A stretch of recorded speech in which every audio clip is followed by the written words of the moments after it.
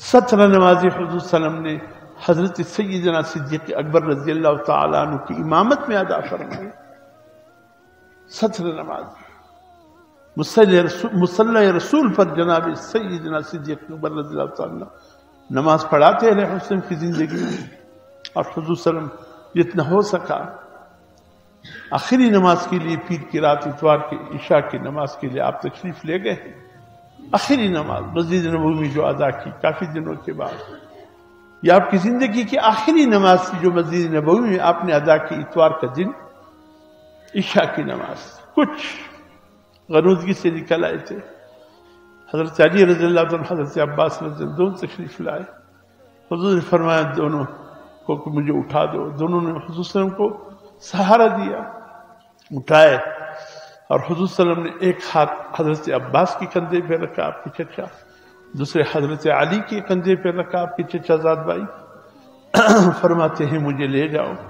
بالکل روز اطہر کی پہلے صف تھے، سترے رکھے ہوئے تھے. حضور صلی اللہ علیہ وسلم تو صدیق اکبر کے امامت میں جماعت شروع ہو چکی تھی. صدیق اکبر نے حضرت سیدنا صدیق اکبر رضی اللہ عنہ محسوس کیا کہ حضور صلی اللہ علیہ وسلم آ رہے ہیں گھر کی طرف سے معاج شریف. آج کل ایک بار پھر محراب وہی پر آ گیا جہاں حضور صلی اللہ علیہ وسلم نمازیں پڑھا کرتے تھے 2-3 سالوں سے. تو سیدنا صدیق اکبر رضی اللہ تعالیٰ نے محسوس کیا کہ حضور صلی اللہ علیہ وسلم آ رہے ہیں. قریب تک کہ صدیق اکبر مصلی چھوڑ دیتے، پیچھے ہٹ جاتے. حضور صلی اللہ علیہ وسلم نے اشارے سے فرمایا ابو بکر کھڑے رہو، مصلی سے ہٹانے نہیں، مصلی پر جمانے آیا ہوں. تمہیں مصلی سے ہٹانے نہیں آیا ہوں، تمہیں مصلی پر جمانے کے لیے آیا ہوں. آئے صدیق اکبر محراب میں تھے، حضور صلی اللہ علیہ وسلم ساتھ میں بیٹھ گئے. تھوڑے سے 1-2 قدم پیچھے، صف پیچھے تھی، یا شاید 2 قدم آگے بیٹھ گئے. سیدنا صدیق اکبر نے اس وقت اپنے اقتداء کی نیت تبدیل کر لی. یہ ایسا ایک مسئلہ ہے چھوٹ سے بیچ میں آگے پھر بھول جاتا ہوں، کہہ دو تو اچھا ہے. آپ نے فرض نماز کی نیت کر لی، آئے ہیں مسجد میں نماز پڑھ رہے ہیں. خیال ہوا آپ کے کہ اچھا ابھی تو جماعت نہیں ہوئی اور میں نے جماعت سے پہلے فرض کی نیت کر لی اور جماعت میں ہے 5-10 منٹ ہے، تو آپ نماز کو نہ توڑے، نماز کی دوران ہی نفل کی نیت کر لیں. نماز کی دوران آپ کا نیت تبدیل ہو جائے گا. نماز توڑنے کی کوشش نہ کریں.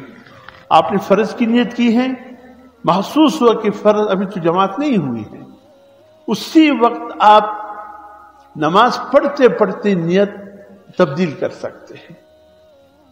اس وقت آپ نیت کر لیجئے نفل کی، تو یہ نماز آپ کی نفلی نماز ہو جائے گی. بعد میں آپ جماعت میں شریک ہو سکتے ہیں جماعت کی نیت کے ساتھ.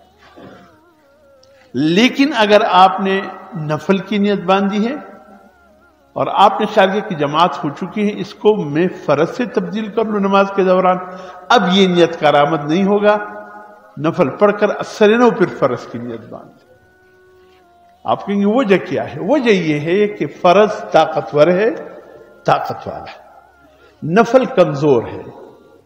طاقتور کو آپ کمزور بنا سکتے ہیں لیکن کمزور کو طاقت والا ایک دم نہیں بنا سکتے. فرض میں قوت ہے، طاقت ہے، نفل اس کی نسبت کمزور ہے. تو آپ نفلی نماز کو فرض کی نیت سے دوران نماز تبدیل نہیں کر سکتے. لیکن اگر آپ فرض کی نیت باندھ لیا اور جماعت آپ سمجھتے ہیں کہ نہیں ہوئی ہے، آپ اس کو کمزور بنا سکتے ہیں، فرض کو نفل سے تبدیل کر سکتے ہیں. تو سیدنا صدیق اکبر رضی اللہ تعالیٰ عنہ چونکہ فرض، حضور صلی اللہ علیہ وسلم بھی فرض پڑھ رہے تھے، آپ نے نیت تبدیل کر کے اقتداء حضور صلی اللہ علیہ وسلم کی باندھ دی. سیدنا صدیق اکبر یہ آخری نماز سیدنا امت نے چونکہ اقتداء ابوبکر صدیق کی باندھ لی تھی، اب اس اقتداء کو تبدیل نہیں کر سکتے تھے. چونکہ صدیق اکبر امام تھے، وہ اپنے نیت کو تبدیل کر سکتے تھے، تو اس لیے یہ آخری نماز جو عشاء کی پڑھی گئی حضرت سیدنا صدیق اکبر نے نیت تبدیل کر کے حضور صلی اللہ علیہ وسلم کے پیچھے اقتداء کی نیت باندھی، اس لیے کہ حضور صلی اللہ علیہ وسلم کی موجودگی میں کوئی ماں کا لال ایسا نہیں ہے جو آگے ہو کر نماز پڑھا سکے،